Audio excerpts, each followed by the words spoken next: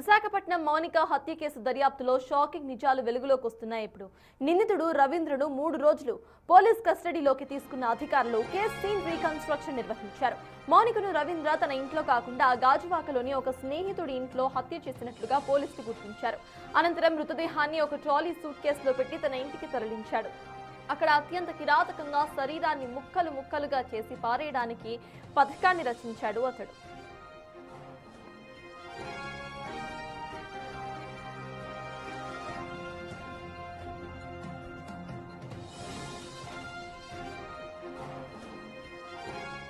హత్య జరిగిన సమయంలో ఆ స్నేహితుడి పాత్ర ఏమైనా ఉందా అనే కోణంలో సైతం పోలీసులు దర్యాప్తు చేస్తున్నారు. మౌనికను చంపిన తీరు, శరీర భాగాలను కట్ చేసిన విధానంపై లోతైన విచారణ జరుపుతున్నారు.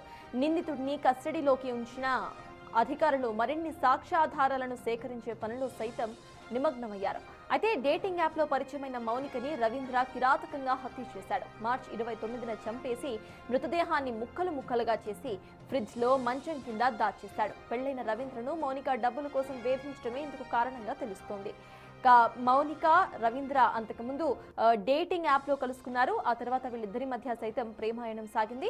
అయితే రవీంద్ర మౌనికను పెళ్లి చేసుకోవాలి అంటూ కోరడంతో మౌనిక తనకు పెళ్లి మీద ఇంట్రెస్ట్ లేదు అని చెప్పడంతో నిందితుడు ఎవరైతే రవీంద్ర ఉన్నాడో అతడు వేరే పెళ్లిను చేసుకున్నారు. పెళ్లి చేసుకున్న అనంతరం కూడా మౌనిక కొద్ది సంవత్సరాల తర్వాత మళ్ళీ ఇటు నిందితుడికి సంబంధించిన భార్య గర్భవతిగా ఉన్నప్పుడు మౌనికతో మళ్ళీ చాట్ చేయడం స్టార్ట్ చేశారు. అలా ఇటు మౌనికకి తనకి మధ్య ఇటు శారీరక సంబంధాలు రావటం, ఆ తర్వాత మౌనిక చిన్నగా కూడా తన భార్యకు చెప్పేస్తాను అంటూ కూడా బెదిరించడం కారణంగా బెదిరిన నిందితుడు విడతల వారీగా కొన్ని లక్షల రూపాయలు మౌనికకు చెల్లించినట్టుగా తెలుస్తోంది. అనంతరం కూడా ఆఖరిసారిగా డబ్బులను అడుగుతున్నాను, ఈ డబ్బులను తను గనక సమకూరిస్తే అనంతరం కూడా ఇక డబ్బులను అడగను అంటూ కూడా మౌనిక ఆ రోజు తనను అడిగినట్టుగా తెలుస్తోంది. అయితే ఇంకా డబ్బులు ఇవ్వలేని పరిస్థితిలో ఉన్న నిందితుడు రవీంద్ర అక్కసుతో మౌనిక గొంతు నులిమినట్టుగా అప్పట్లో మనకి ఈ కేసుకు సంబంధించి మనం స్టడీ చేసినప్పుడు వచ్చిన వార్త.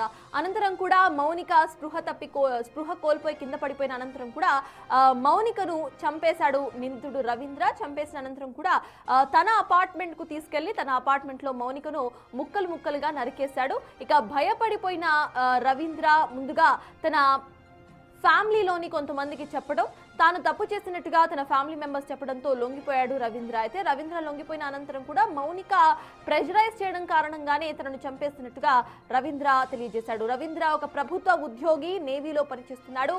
తన పరువు పోతోంది అనే భయంతో, భార్యకు ఎక్కడ తెలిసిపోతోంది అనే భయంతో ఈ ఘాతకానికి పాల్పడినట్టుగా తెలిపారు. అయితే ప్రెసెంట్ ఇటు మౌనిక డెడ్ బాడీని ఫ్రిడ్జ్ లో మంచం కింద సైతం దాచిపెట్టాడు రవీంద్ర.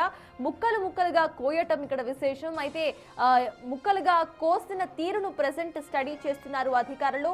ఇక రవీంద్రకు సంబంధించి సైతం పూర్తిగా ఇన్వెస్టిగేట్ చేస్తున్నారు.